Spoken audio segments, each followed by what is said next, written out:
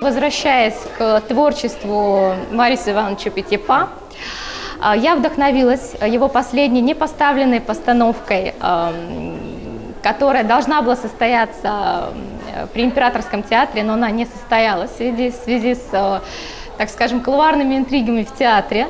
Вот. Об этом балете мало что известно, но исходя из статьи Груциновой и из вестника Академии русского балета имени Вагановой, вот, исходя из этой статьи, опираясь на эту статью и узнав некий материал, и я вдохновилась.